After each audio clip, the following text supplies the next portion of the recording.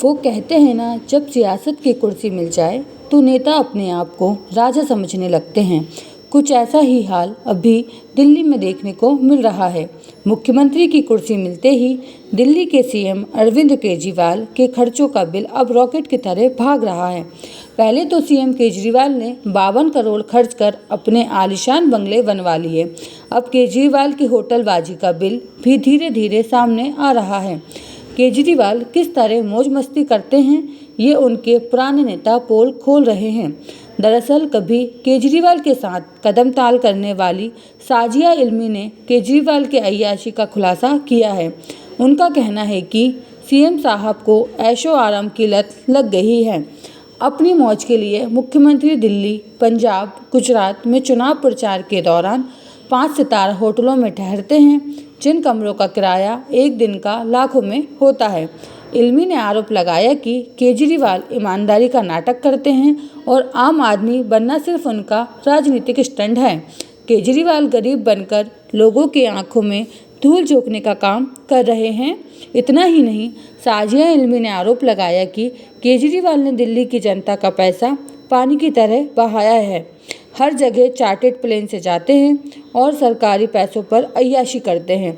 यहाँ तक कि पंजाब में जहाँ उनकी सरकार है, वहाँ भी होटलों में ठहरने और इन सब का खर्चा दिल्ली टूरिज्म को प्रमोट करने वाली संस्था उठाती है।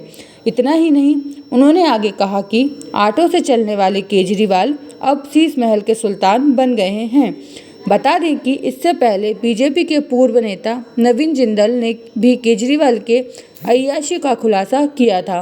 उन्होंने इस होटल को भी दिखाया था जहां केजरीवाल रुका करते थे।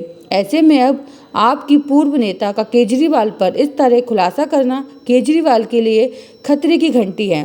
खैर, अभी तो ये शुरुआत है। आगे आगे देखते जाइए केजरीवाल और उनकी टीम के कौन कौन से कारनामे बाहर आते हैं। राजनीति में मौके की तलाश नेता करते रहते हैं और जब कोई नेता किसी घोटाले में फंसा हो और उसकी पार्टी पर ग्रहण लगा हो तो फिर क्या बात। कुछ ऐसा ही हुआ है दिल्ली के सीएम अरविंद केजरीवाल के साथ।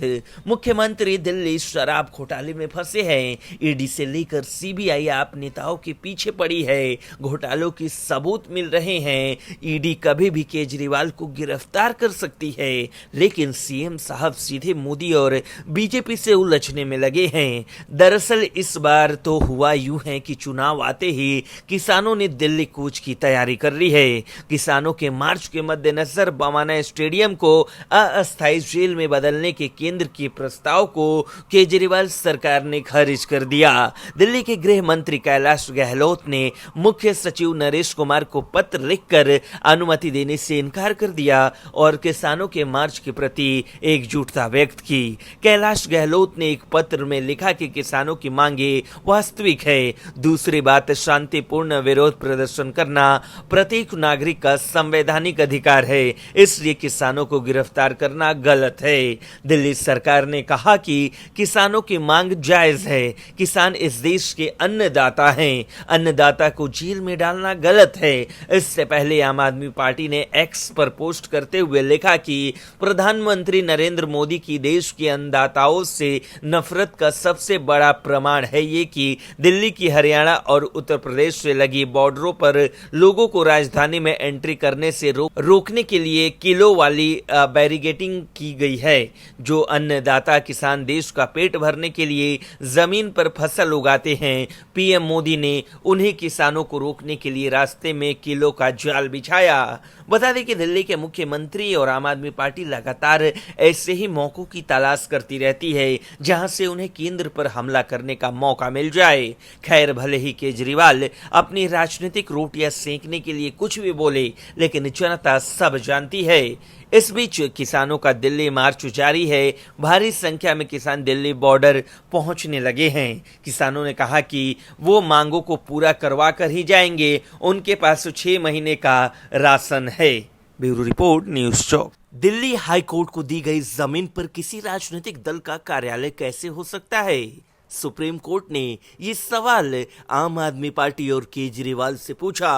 अतिक्रमण को लेकर आम आदमी पार्टी से ये सवाल किया गया। सुप्रीम कोर्ट ने नाराजगी व्यक्त करते हुए अरविंद केजरीवाल के नेतृत्व वाली पार्टी से राउज एवेन्यू स्थित उसके ऑफिस के बारे में पूछा, जो कथित तौर पर मूल रूप से दिल्ली हाई कोर्ट को दी गई जमीन पर बनाया गया था। सुनवाई के दौरान सुप्रीम कोर्ट के सीजेआई डीवाई चंद्रचूड़ ने कहा, कोई भी कानून अपने हाथ में नहीं ले सकता। कोई राजनीतिक दल उस पर कैसे बैठ सकता है। हाईकोर्ट को इस जमीन पर बिना कब्जे वाला कब्जा दिया जाना चाहिए। हाईकोर्ट इसका क्या उपयोग करेगा? केवल जनता और नागरिकों के लिए। फिर भूमि हाईकोर्ट को क्यों आवंटित की गई? नाराज सीजेआई ने आपके नेतृत्व वाली दिल्ली सरकार की ओर से पेश वकील को चेतावनी दी कि जमीन हाईकोर्ट को वापस कर दी जानी चाहिए। वाई चंद्रचूड़ की अध्यक्षता वाली पीठ ने दिल्ली के मुख्य सचिव, लोक निर्माण विभाग के सचिव और राष्ट्रीय राजधानी की सरकार के वित्त सचिव को इस मुद्दे पर एक बैठक बुलाने को कहा। ये निर्देश तब आया जब मामले में शीर्ष अदालत की सहायता के लिए न्याय मित्र के रूप में नियुक्त अधिवक्ता के परमेश्वर ने कहा, एक राजनीतिक दल ने भूमि के एक टुकड़े पर अपना ऑफिस स्थापित किया है।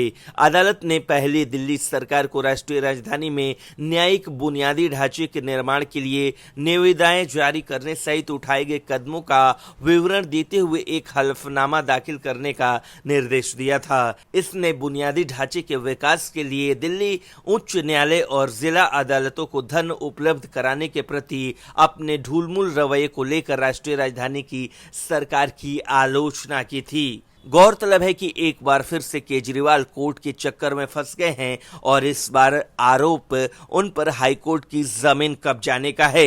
ऐसे में आने वाले दिनों में केजरीवाल को एक और बड़ा झटका लग सकता है जब उनके ऑफिस वाली जमीन हाईकोर्ट को वापस देनी पड़ेगी।